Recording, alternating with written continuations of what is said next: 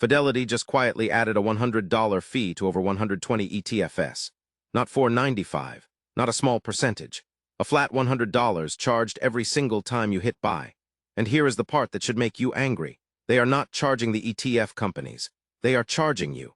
Today I am breaking down exactly what happened, which funds are affected, and what you need to do right now if you hold any of these in your Fidelity account. Back on March 16, 2026, Fidelity sent a letter to a group of ETF issuers. The message was short and not sweet. Pay us a direct asset-based fee to keep your funds on our platform, or we are going to charge your investors $100 every time they buy a share. That is it. That is the whole story.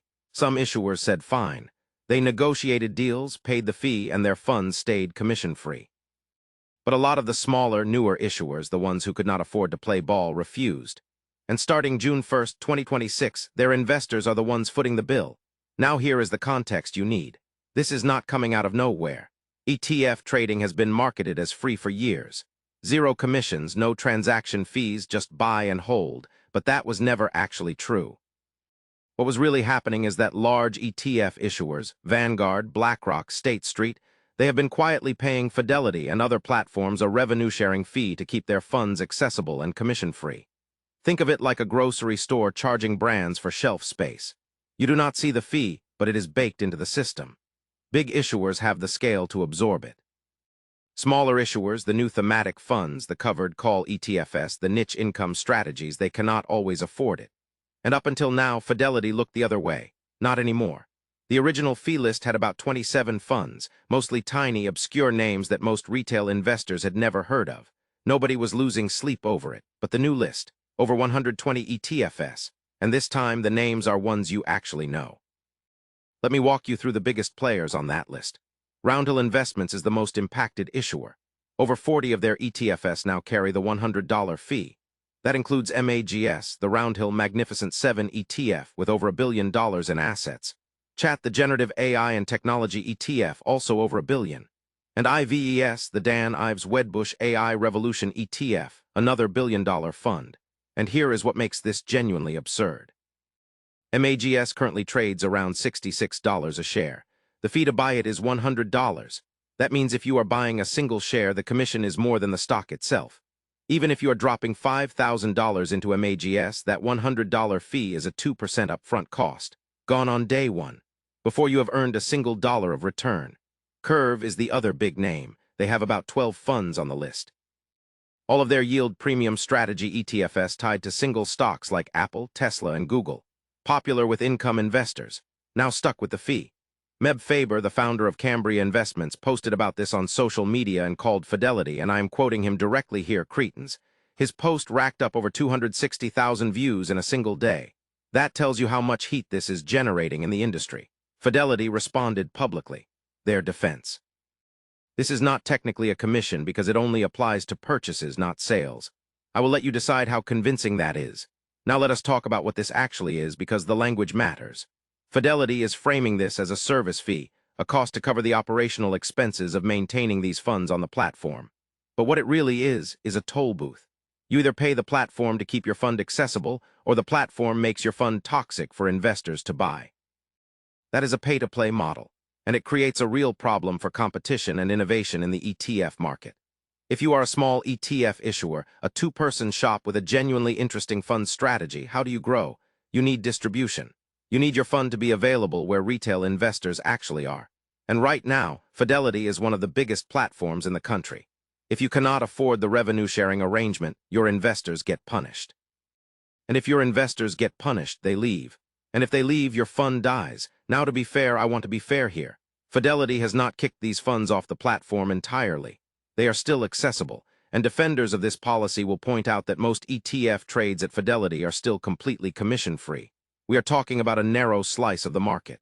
But here is my problem with that argument. It is a narrow slice today. The list just grew from 27 funds to over 120. What does it look like in 2 years? Where is the line?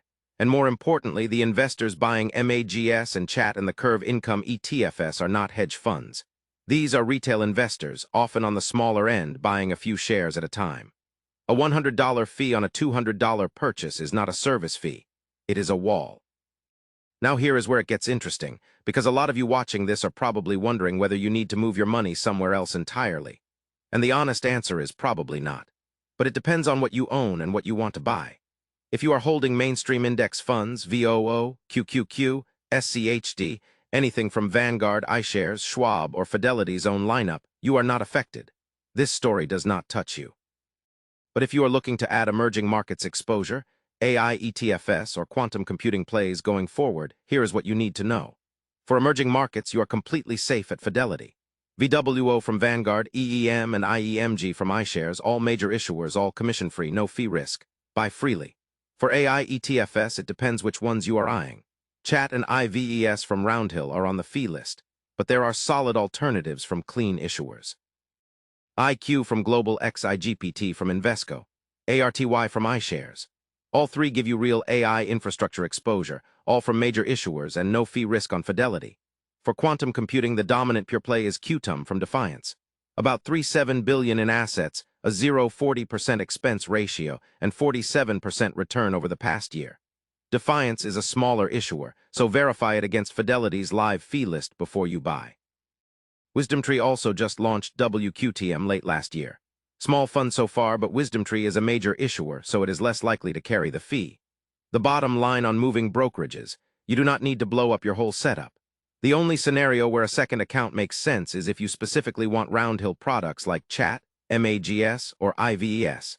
In that case, open a Schwab account just for those purchases. Everything else you are probably looking at has good fee-free alternatives at Fidelity already. Zoom out for a second. The story the industry told retail investors for the past decade was this: commissions are gone, ETF investing is free. The little guy finally caught a break. And that was mostly true as long as you were buying the big brand-name funds that could subsidize the arrangement. What Fidelity just did is pull back the curtain. Every free trade has always had a cost. You just did not see it because the fund company was paying it. Now that the bill is being passed to investors directly, people are upset. But the mechanism was always there.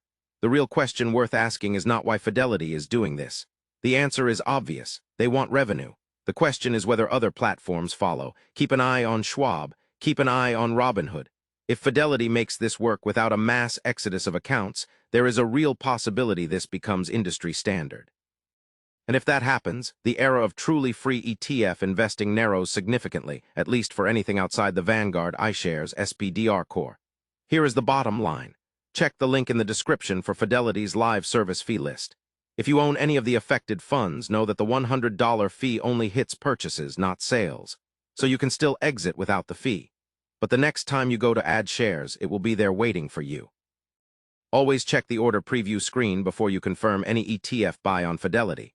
The fee is disclosed there. It takes 2 seconds and it can save you $100. And if you are building out a position in AI, quantum, or emerging markets, you have good options that do not touch the fee list at all. Do your homework on the ticker before you pull the trigger. If this was helpful, hit the like button. It genuinely helps. And subscribe if you want more breakdowns like this. I will see you in the next one. What comes next? China has announced plans to use similar autonomous construction technology on several other upcoming projects, including dams, tunnels, and railway infrastructure in difficult terrain. Other countries are watching closely. The U.S. Army Corps of Engineers, the European Commission, and major construction firms like Bechtel and Vinci have all been studying autonomous construction methods. But translating a promising technology from a state-directed Chinese megaproject into a commercially viable global industry is a very different challenge. The honest answer is that we do not know yet how far this technology will scale or how fast. What we do know is that the Yonk Dam exists. It was built the way China says it was built, and it is generating electricity right now. That is no longer a concept. That is a reality. And reality has a way of forcing the rest of the world to catch up. The Yonk Dam is one of those stories that sounds like science fiction until you realize it already happened. 3D printed infrastructure. Autonomous machines building a 60-story concrete structure in the mountains of China. Artificial intelligence systems making real-time construction decisions. A handful of humans watching screens while an army of robots does the work. This is where construction is going. The question is who gets there first and who gets left behind. If you found this video interesting, hit subscribe. We cover the big stories in technology, infrastructure, and the forces reshaping the modern world.